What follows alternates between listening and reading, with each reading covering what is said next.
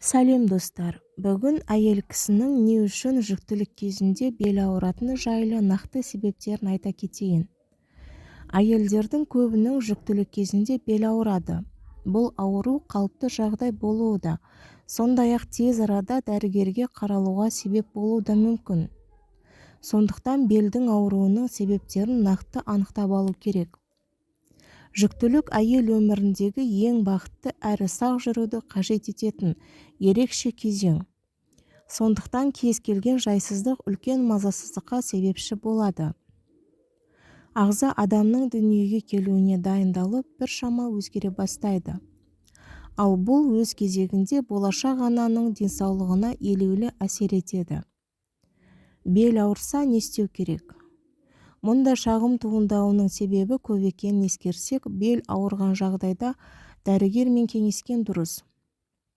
Жыныс мүшесінен қоңыр немесе қан аралас бөлініс шығуы, демалғаннан кейін де бәсеңдемейтін бел ауруы, дене қызуының көтерілуі, шаппен аяқтағы ауырсынудың үдеуі тез арада дәрігерге қаралуға себеп болады. Жүктіліктің ерте мерзімінде бел неге ауырады? Көп адам жүктіліктің 10-12 аптасында өзгерістердің аз болатыны соншалық ештеңе жайсыздық тудырмауы керек деп санайды. Іш әлі кішкентай болғандықтан белге ауыртпалық түспеу керек. Бірақ мұндай ой шынайы жағдайға сәйкес келе бермейді. Себебі жүктіліктің бірінші аптасынан бастап ағзада ішкі өзгерістер басталады. Жүктіліктің алғашқы 12 аптасында бел ауруының жиі кездесетін себептеріне мыналар жатады. Бүйрек ауруы, әсіресе жүкті әйелдерді цистит және де басқа да аурулар мазалайды. Уролог немесе нефрологқа шұғыл жүгінуге белдегі ауырсыну, жиі зәр шығару, кіші дәретке барғанда ауырсыну, дене қызуының көтерілуі, қалтырау және әлсіздік себеп болады. Жатырдың жоғарғы тонусы бұл белдің құрсауындағы ауруы, іштің кебуі арқылы байқалады. Жатырдың аздап жиырылуы ауру болып саналмайды. Себебі жатырдың ең күшті қабаты бұлшықеттен құралған. Алайда физикалық жүктемеден туындайтын қарапайым тонусты түсік тастау алдындағы симптомнан ажырата білу керек. Қимыл-тірек аппараттары ауруының асқынуы.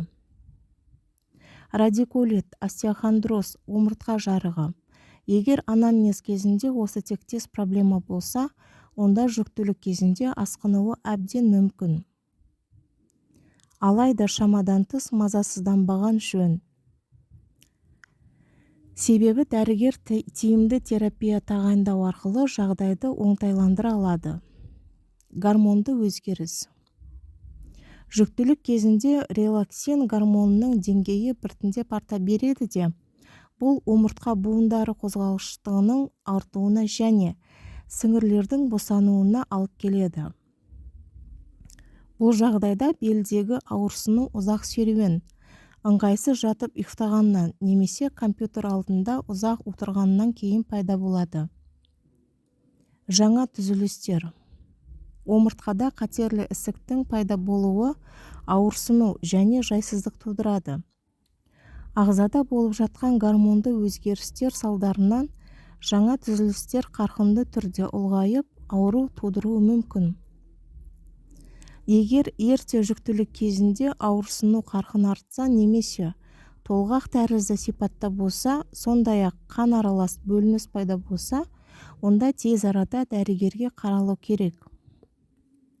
Осы тектес симптомдар жатырдан тыс жүктілік белгісі болуы мүмкін. Мұндай жағдайда уақыт жоғалтпау маңызды. Бүгінге осымен ақпаратымыз аяқталды. Бізбен бірге болыңыздар, менің каналыма жазыла кетіңіздер.